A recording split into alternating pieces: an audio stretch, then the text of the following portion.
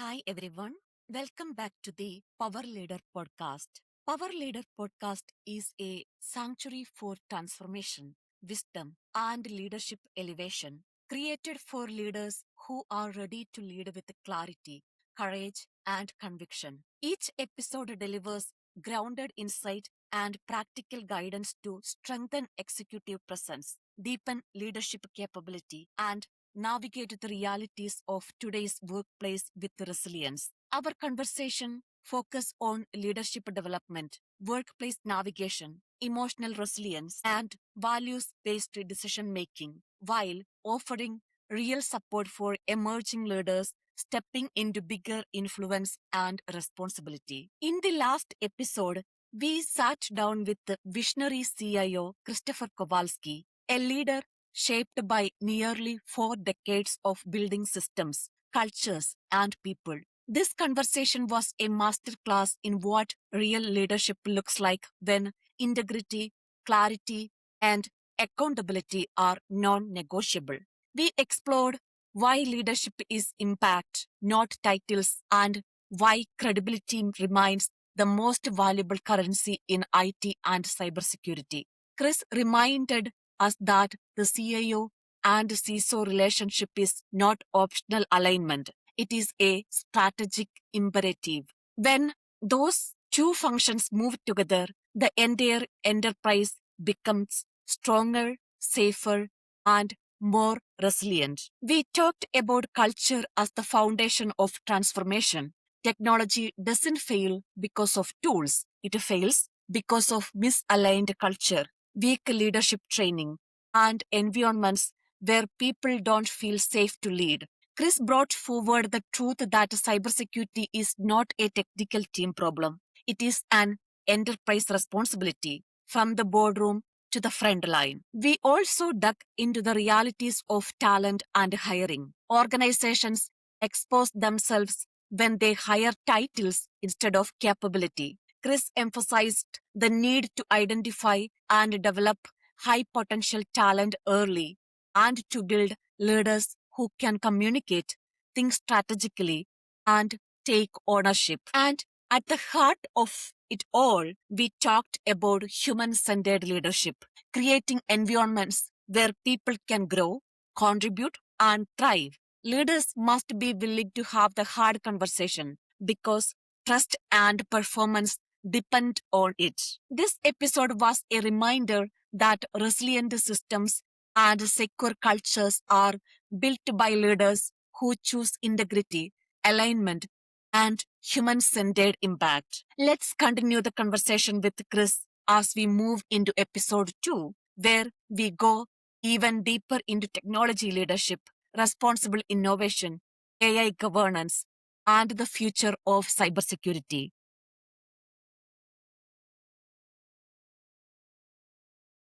When a leader lacks professional maturity to manage highly innovative talent with a true leadership and business acumen, the leader may try to limit that employee's visibility while quietly using the employee's ideas as their own to gain recognition or advancement. How do we handle those kind of situations? Well, if I understood properly, you're saying that there's a manager who takes ideas from staff but doesn't share the fact that it came from the staff. Yes. Is that what you were going at? Yes, correct. That would be a bad person, right? Yes, That would not be not be a nice person. Management leaders come in all different types of sizes and shapes, right? And flavors, and we would discuss that. Some are very general, high level. Some are very detailed per people. Some don't want to talk. Some want to talk a lot. And so, when you do accept a job to work for somebody, hopefully, if you, at the time anyway, know who it is you're going to be coming to work for and see if there is that ability to understand that you can work for this individual. On the other hand, that person may not be there for the long term either. So you have another person. So you really can't win on that because you don't know what you're going to get. So you got to deal with it as a staff person, employee. You got to deal with who it is you're working with. But from the employee standpoint or staff standpoint, you need to communicate honestly about how you feel to the individual that is not paying the appropriate attention to your needs. And your needs would be, I'm contributing to go to the organization. I want to be part of it. I want to take advantage of whatever successes there are. And I like, be recognized for that occasionally as well. So I have to have that honest conversation with the person I report to. Now, that's not saying that the person that you report to is going to take that easily or at all. But, I think good people, if we have good people working in our organization, they will understand. They will try to be open-minded and learn from that conversation. But the whole key for a manager is to be open to listening to people that report to you. You have to be able, you have to seek it out. If you seek it out, you have to understand. It may not be what you want to hear. I mean, I don't know how many times, people have come to my office and they said things that I didn't want to hear. I would rather be going about my merry way and doing things the way I want to. But then again, how did I learn how to be better at what I was doing over a period of time without listening and adjusting and assessing and things of that nature? And then again, maybe I'm not quite so wrong and I have the ability to explain it to the person as well. But look, wait, there's another side of the story. You need to think about that better. So what does it get down to here? We're talking about communication. We're talking about people talking to people. We're talking about being honest with each other. We're talking about displaying integrity, meaning that, we want to say and do the right things at all times. Could be hurtful, could be a learning experience for somebody. But again, you can walk away from that situation feeling really good about the fact you did the best you can. And maybe I'll adjust. Maybe next time around, this isn't going to happen the way because I have learned something as a manager. And then the employee, and this has happened before under my experience as well, and that is that sometimes the employees learn some things and they adjust. And then we have a better working relationship as we continue. But if we stay away from each other and we don't let it fester and we don't help each other to grow, then that's going to be a problem for the organization. It'll be a problem for relationships. It's going to be a problem for sleeping at night. It's going to be a problem for wanting to keep my job, either as a manager or keep my job as a staff person as well. So the best thing to do is be open and honest, do the right things, learn how to do it, seek out help to do it on both sides, and go from there and see how that helps us. And make a decision to meet again. Make a decision again to meet. Okay, we've talked about this.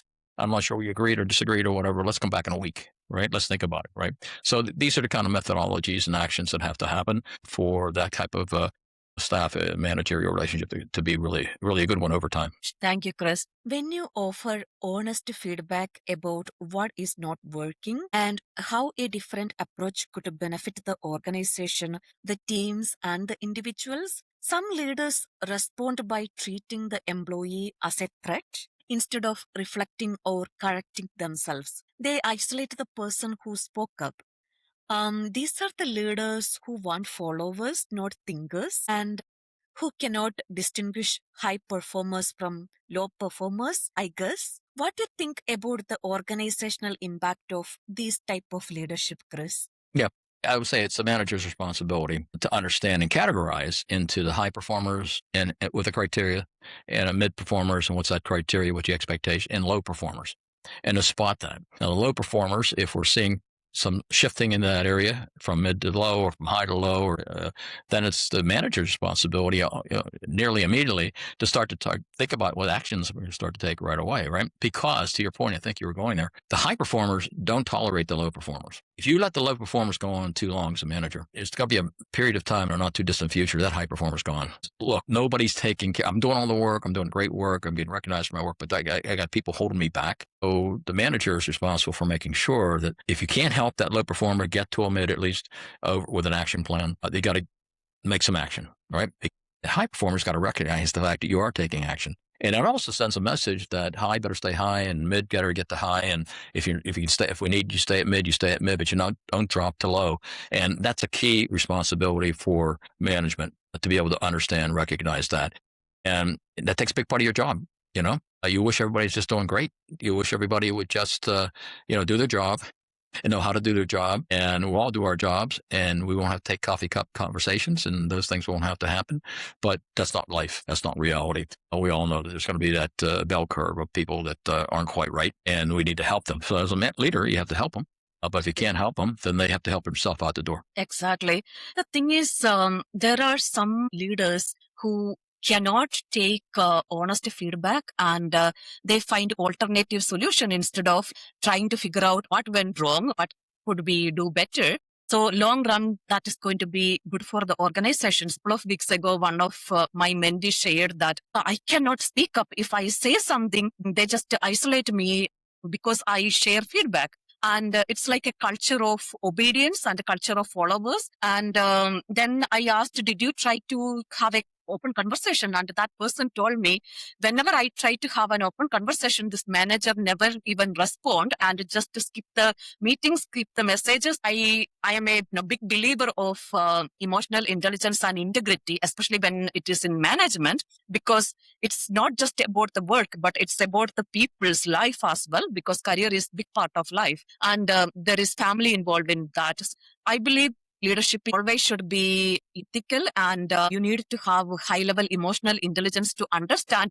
Just like you expect something from an employee, the employee is expecting something from the management, and that this is a two-way bridge. Ideally, right? Ideally, that should be that way. Ideally, yeah. You wish it was. You wish life was that easy all the way through. You mentioned culture, and that is exactly where that person needs to understand that the culture that person is working in, and their ability to change anything within that culture that could be helpful, right? Because it could go the other direction as well. The other thing is that you're familiar with the term skip level meetings, right? Yes. And so this employee hopefully would have the ability to be able to talk to the manager's manager. And so if that happens tactfully, I say, things going really well, but, I just wish we had more of a conversation with my boss. I just wish, I don't know, he's not much of a talker. I don't know. I guess nothing we can do about it, right? So, there might have that kind of a discussion with the skip level person, the manager above the manager, and go from there. The other thing I would say is that, okay, time to go. Okay, so if this individual is at this point not able to do A, B, and C, then he's not going to change the culture. Potentially, it's not going to change that leader. Yeah, I wish the leader was really good, better at what that person's doing, that manager. No, but it's not. It may not happen. How long do you want to take that pain? How much do you want to go home at night beating the pillow up? How much time do you want to do that? Right. So it comes a time in all of our lives at some point to say, I don't want to work for that CEO. From my standpoint, I don't want to work with that CEO anymore. I don't want to work with that manager anymore. Right. And so because I can do better somewhere else, and at some point, but of course it gets back to, you don't really know, because you can leave. People leave because of their boss, right? You hear that all the time. That is a percentage, right? A high percentage leave because of their boss. Okay. But then again, you go and you say, I got the perfect boss. I interview with Dia. She's a fantastic. She's going to understand. She's going to be perfect. All of a sudden, 6 months later, Dia's gone. She gets promoted. She's in another department, goes to another company for whatever. So it ends up with a same type of individual that person left from. But working within the culture, doing what you can, being satisfied for what you got until you feel like that there's another situation that might be needed for you. But, again, when you go, I used to always say, the grass is always greener on the other side until you step on it and stay there. It turns brown, right? Sure. The grass is always greener until you keep your feet. It goes brown underneath that shoe, right? That's what's going to happen. And so you never know exactly what's going to happen. So leave me for greener grass. And you're not going to change the world, right? You're not going to change. You can change the world 1 centimeter at a time. You mentioned about the culture, right? Sometimes culture is created by the leaders itself. If employees have a different opinion about the culture, if you give this feedback to the manager who created it, then he might come up with a plan to do some culture innovation where Maybe. the initial person should be changed is him or her, right? So that's a tricky situation. That would be ideal, and you would hope that would happen, and you would hope every individual can take constructive criticism in the way it's meant and go from there. But, some people aren't necessarily in that same way of thinking.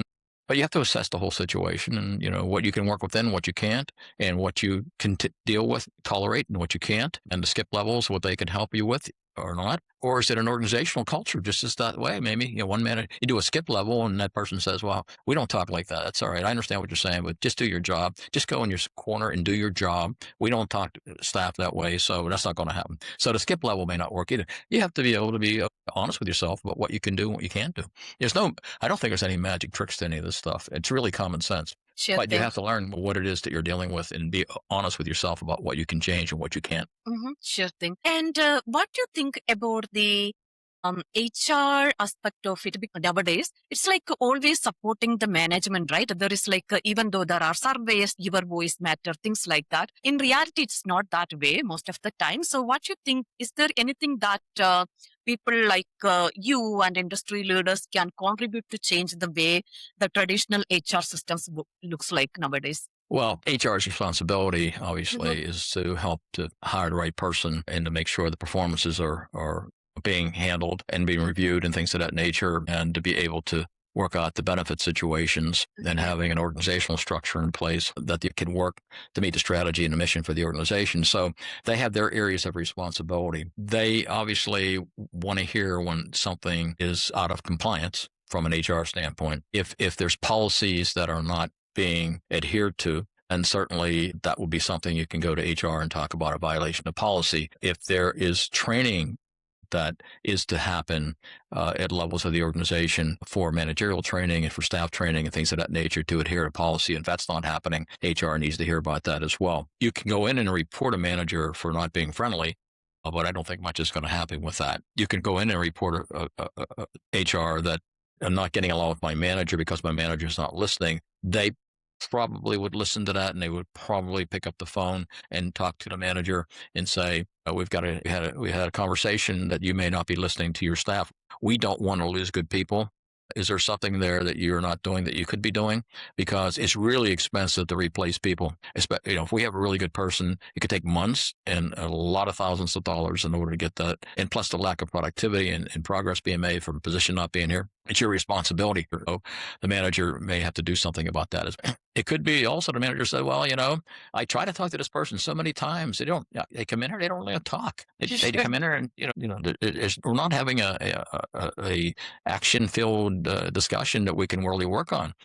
May or may not be true, but that's what that goes back. And so, I think that HR may have the responsibility to bring two parties together if they feel like there's a reason to do that. My experience is that if one of my staff went to HR, I would get a phone call within 10 minutes. That's my experience. So I don't know if all HR departments work that way. You could have the buddy system where, somebody in HR and some of the managers buddies and, they don't really take it seriously, potentially. Just tell the employee to go back and relax and take care of yourself and don't worry about things. It'll work out eventually. It never does. So things like that, I think so I don't think there's any 100% answer to your question as far as but I do think HR has responsibility to make sure that the employees of the organization are being taken care of from a policy standpoint, from a performance relationship, meaning that they're being reviewed, they're being grown, they're getting trained and all those kind of things. If any of those things aren't happening, I think HR would take action. Thank you, Chris. I just remember I shared this with one of the higher leaders saying we will have to have a psychological assessment system when we hire for higher leadership positions because emotional intelligence and integrity is one of the biggest aspect of higher leadership. Leaders have a big role in creating good cultures. Yeah, so it does get down to education, right? So, sometimes we just don't wake up knowing all this stuff. And so in my experience at the University of Pittsburgh Graduate School of Business, I had leadership training in a master's program, right?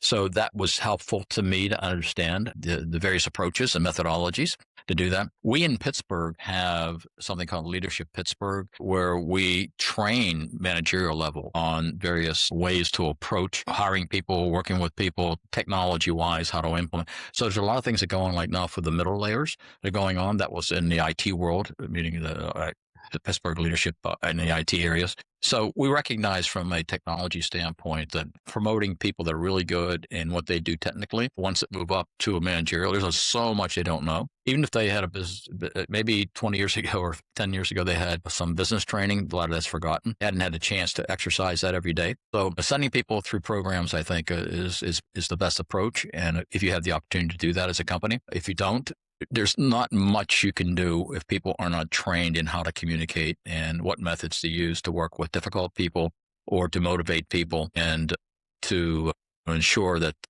people will stay as long as they can based on what it is you can provide them to do. We talked about hiring the right team, and it's one part of the equation. Leading them under pressure is another. What practices help leaders maintain clarity when the pressure is intense and you can't miss the timeline? So you talk about stress, right? Is that you talk about people that are under stress, and there's, you were in the technology world for a long time, right? And you probably would agree with all the technology people that you have more to do than you have the time to get it done. And most of what needed to get done, most people were telling us should have been done yesterday, right? So there's a lot of things happening where, there's so many projects and so many technology updates and so many evaluations of technology, all the way up and down the line of what we do that there's not a lot of time, but one thing we know for sure is if there's value to what it is that's expected to get completed, that the pressure is on to get it completed as soon as possible so the company can prosper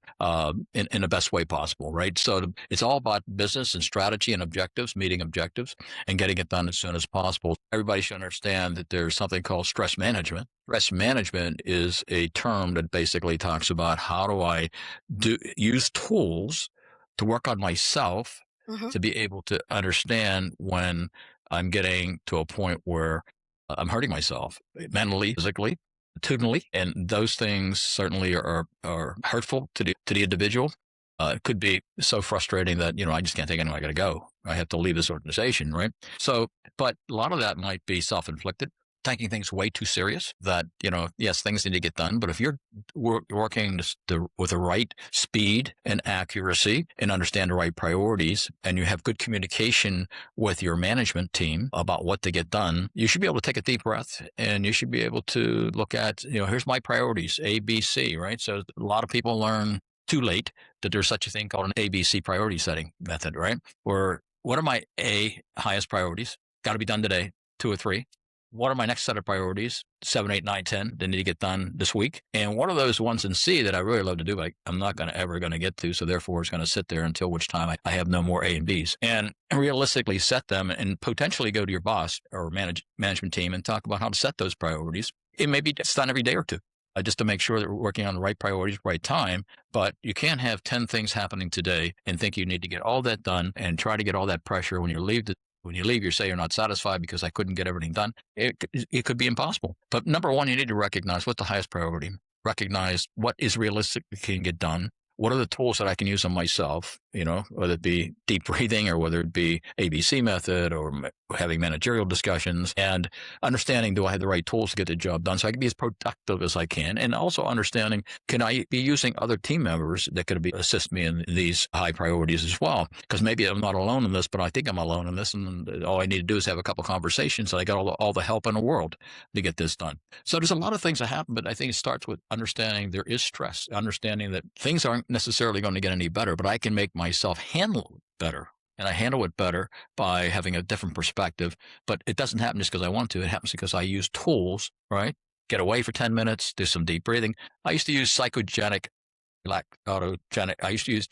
relaxation methods, right? So yeah, Dennis Waitley was a sports psychologist back in the Olympics way back in the day. So anyway, he did some writings and some podcasting. It wasn't podcasting. It was cassette casting at that time. So I had the cassette. He talked about how athletes, could you imagine athletes, today the Olympics going on, can you imagine being on top of that slope going down 85 miles an hour, right? Do you have any stress at that point? You want to get to the goal. You have to go 85 miles an hour. You can't make a mistake. If you do, it could be life threatening. If you do, it's going to be embarrassing. If you don't do it well. All things going through your mind, right? That's a lot of stress, right? You did all this to get there. So just accept the fact we got so much stress. So he worked with them to figure out a way to get them to relax their mind, to understand approaching it in small ways, right? I got to get to the starting line. I got to take my first step out. I got to get to the first turn, right? I wasn't looking all the way down the bottom of the hill. So from a project standpoint, from a management leadership standpoint, you have to break things down to small pieces, right? And you have to be able to handle what you can, set your priorities, right? Work on yourself, get away for 10, 15 minutes, do some type of technique.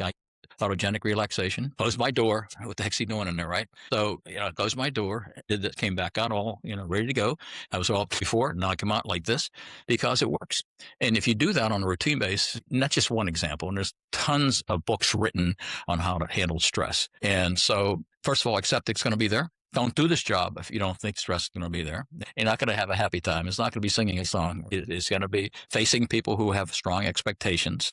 And so you have to go in doing that and recognize the fact that you can handle it. But there's a way using tools and methods and, techniques that can help you through it. So pressure becomes even more complex during major organizational shift, right? You have guided organization through mergers, restructures, and technology shift. What have you learned through all that experience about leading people through changes? Yeah, well, first of all, change, right? Change is really not something anyone wanted to go through during that merger acquisition process, right? But they didn't ask for that, probably did not ask for that, right? People in the organization, depending on what side you are in a merger. If you're on the acquiring side and, you're going to impose all of your standardization and things, that's the easy way potentially to go about it. If you're in the receiving side and all this is going to change for you, you have no idea what it's going to be like in 6 months or a year or 2 years. And certainly, that's going to be very difficult to take. However, opening everything up in a full, transparent, honest way, as much as the organization allows for honesty to happen in terms of what's going to happen is the way to approach it and get people involved in all that, whether you're on an acquiring side or a receiving side and merge, get everybody involved, have frequent communication, have them communicate to the plan to move forward, have them understand the plan that currently exists and maybe modify that moving forward based on any good ideas they may have, and start to be having an open door policy for any questions that would come about and any concerns that would come about. And, am I going to have a job tomorrow? Is my job going to change tomorrow? Is it going to be like it is today? I like it today. Am I going to like it tomorrow? So all of these conversations are going to go on, and you need to expect that they're going to go on because change is happening. And again, what's the old saying? Everybody wants change until it happens to them, right? So when change happens to me, I'm not happy because I didn't want to change. They can change. I don't want to change. Yeah. So how to manage through that is the key and critical aspect of it. And again, we're back to culture, all right? Their culture is different than our culture, or our culture is different than their culture. Whatever is happening, we're on what side you're on. But basically, how do we try to merge that in? And again, culture does not change overnight, right?